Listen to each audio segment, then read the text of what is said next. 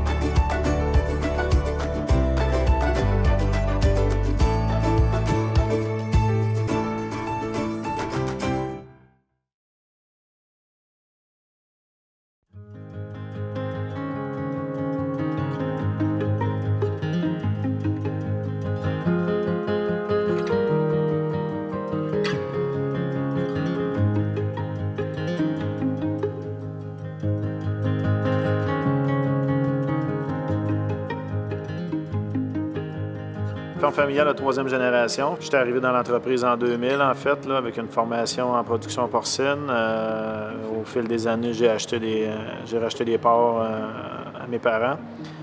Jusqu'en 2012, là, où je suis devenu 100% là, propriétaire de l'entreprise. À partir de ce moment-là, on cherchait un projet, en fait, là, pour diversifier l'entreprise, parce qu'on avait abandonné la production porcine. Fait que c'est là que l'idée du houblon est venue. Là.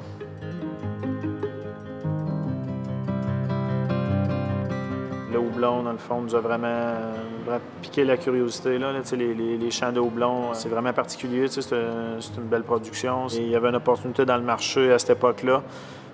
Les terres ici convenaient vraiment là, à ce type de culture-là. Les microbrasseries, c'est en effervescence. C'était en effervescence, puis ça l'est encore. Là. Quand on a parti le projet, là, à l'automne 2013, là, il y avait autour de 112 microbrasseries. On est rendu au-dessus de 215, 220. Là. Il rouvre une microbrasserie environ à chaque 2 semaines. C'est un peu pour ça qu'on arrête notre choix là-dedans.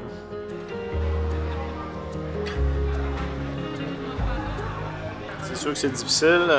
C'est sûr que le houblon, il n'y a rien de simple là-dedans. C'est pas une culture, dans le fond, qui est commune. Il n'y avait pas beaucoup de références là, à l'époque sur le houblon Québec, fait que ça a demandé énormément de recherche. On s'est entouré de bonnes personnes qui nous ont aidés là, à monter le projet. Mais on apprend chaque jour, on apprend encore, on fait des tests, on fait des nouvelles choses à chaque année pour améliorer la qualité, améliorer la productivité. Fait que c'est un processus là, qui s'améliore tout le temps. Là, c'est vraiment différent d'une production un peu plus conventionnelle, où il y a des intervenants, c'est facile d'avoir de l'information, il y a plein de gens pour nous aider proches. Là. Le houblon, quand on s'est lancé là-dedans, on savait que ça allait être un gros défi, là, mais on avait peut-être sous-estimé ça un peu. Là.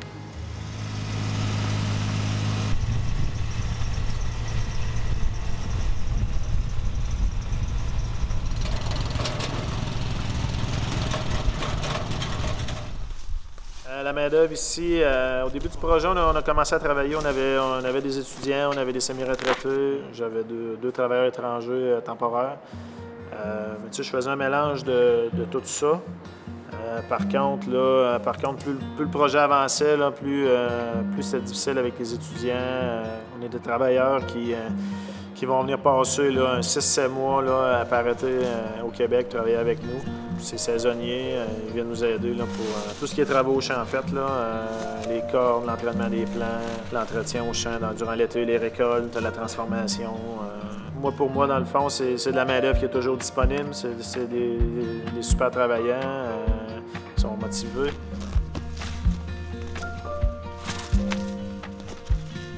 I've been working right here for 6 seasons with this one, and most of the time I start at the end of April until the end of October.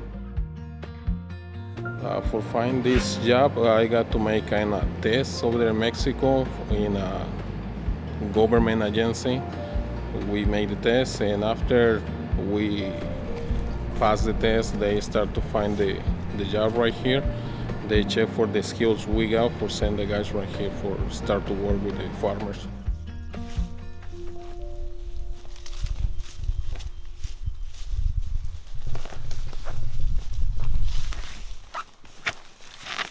Les travaux au champ, ça va commencer début mai. Première étape, là, on va brûler les couronnes là, des plants. Après ça, un coup que les couronnes sont brûlées, on va installer les cordes. On va installer toutes les cordes au champ. C'est 2 cordes par plant. Fois le nombre de plants, là, ça fait énormément de cordes. Quand on a terminé ça, les plants sont rendus peut-être environ 18 pouces, 16-18 pouces de hauteur. On va les entourner autour des cordes. Le sens d'entraînement est vraiment important. Là. La plante, c'est une plante sensible à la lumière. Il faut entraîner dans le sens là, des aiguilles d'une montre. La plante, elle va comme suivre le soleil à chaque jour. Quand le plant va être rendu en l'air, normalement, là, la dernière semaine de juin, il va y avoir l'étape de défoliation des bas de plant. On va manuellement enlever les feuilles là, sur environ 3 à 4 pieds du bas du plant complètement, puis après ça, on va attacher nos 2 tiges ensemble. On va commencer les récoltes début septembre, ça va durer environ 3 semaines.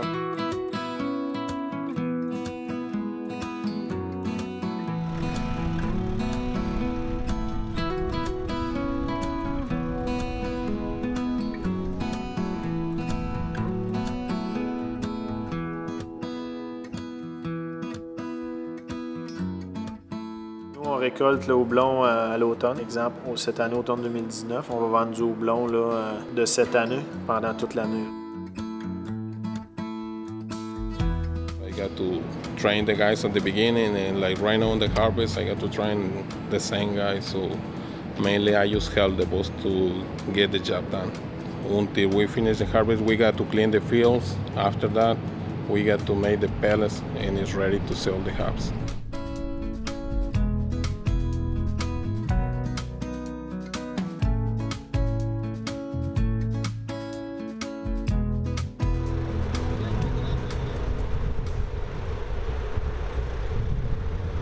La remorque, à l'arrière du tracteur, elle va chercher les tiges de houblon au champ.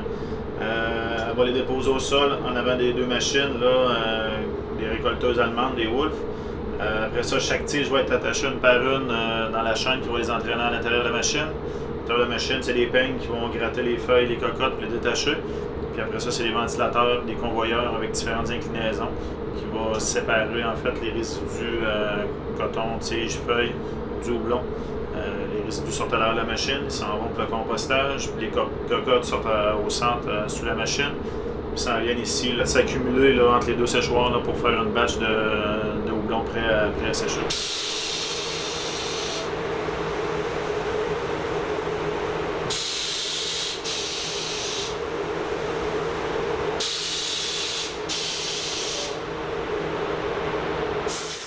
On a appelé ça houblon des Jarrets noirs. En fait, c'est que le surnom des Beaucerons, c'est les Jarrets noirs. Je trouvais que ça nous représentait. C'est fait à l'époque, les producteurs agricoles de la Beauce, quand ils avaient leur récolte à vendre, ils allaient vendre ça à Québec. Puis il y avait une route sinueuse là, sur le bord de la rivière Chaudière qui empruntait. Quand ils arrivaient à Québec vendre leurs produits, bien, il y avait les Jarrets noirs. Fait que ça leur a valu ce surnom-là. Nous, on est sur le bord de la rivière Chaudière. Là. Nos terres sont à côté à la rivière Chaudière. On voulait comme là, faire un petit clin d'œil aux Jarrets noirs de l'époque.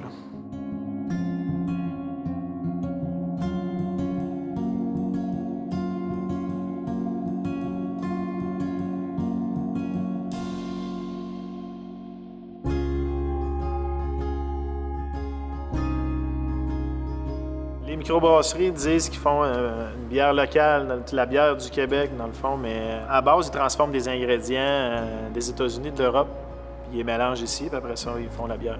Mais selon moi, faire une vraie bière de microbrasserie locale, ça prend des ingrédients locaux. Là.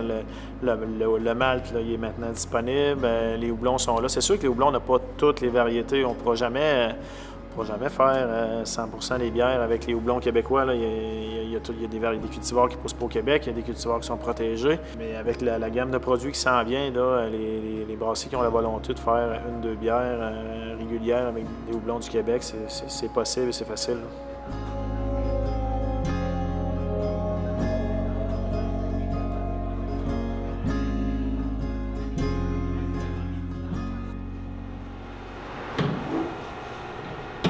Je suis fier de ce qu'on a construit, dans le fond, de où ce qu'on est rendu. Puis après ça, on est fier de livrer un produit, là, de livrer de produits de qualité. Là. On est fier de ça, en fait, là, de dire qu'on fait partie là, des gens qui nourrit la population.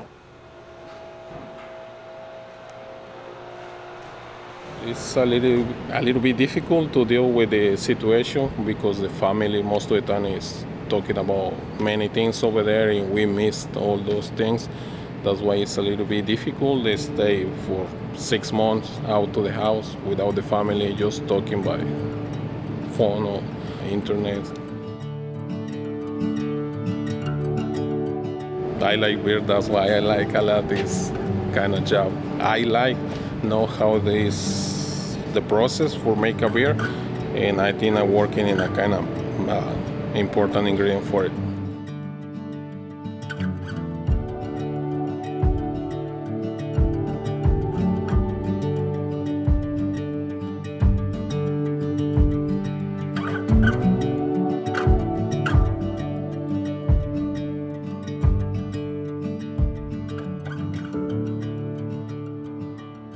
Mes parents sont retraités. Ma blonde est avec moi sur l'entreprise. Pas impliquée au niveau là, de la production, ces choses-là, mais beaucoup impliquée dans le fond, là, tout ce qui est la paperasse, en fait, là, la comptabilité, gestion de personnel un peu. Là. On est travailleurs étrangers, fait qu'il y a beaucoup de paperasse reliée à ça, c'est elle qui s'occupe de ça. Puis aussi, elle s'occupe des enfants. Là. On a 3 enfants, fait que ça prend quelqu'un pour s'occuper d'eux autres quand les journées sont longues. On est des gestionnaires, là, on gère des entreprises là, qui valent plusieurs millions, puis on gère du personnel, une quinzaine d'employés. Je me considère comme un entrepreneur agricole. Si j'allais faire autre chose que ça, dans le fond, depuis que je suis tout petit, que je suis mon père sur l'entreprise, j'ai toujours aimé ça. J'ai toujours, avant de prendre la relève, j'ai fait quelques petits jobs au travers, dans le fond, là, d'autres choses que travailler chez nous, là, mais ça avait le feeling que c'était ça que je voulais faire, puis c'était ça que j'aimais, puis je me suis lancé là-dedans, on continue là-dedans. Là. Puis je souhaite que j'ai 3 enfants, puis je souhaite qu'il y en ait au moins un qui prenne la relève, puis peut-être 2 ou 3, on ne sait pas, là, mais en même temps, si pour eux, c'est pas ça qu'ils veulent, c'est pas leur rêve, bien, je vais les encourager dans ce qu'ils veulent. Là. L'important, c'est de faire ce qu'on aime, là. Puis moi, je fais ce que j'aime, je souhaite que mes enfants fassent la même chose. Tu sais, s'il y a de la relève, ça va être super. S'il n'y en a pas, bien, ça va être super aussi. Ça va être d'autres choses. Hein. On est fiers, dans le fond, de faire partie là, un peu de la révolution brassicole, de faire partie de la recette pour dire qu'on est un des ingrédients qui fait qu'il peut avoir des bières vraiment 100% québécoises. Là. Ça, on est vraiment fiers de ça.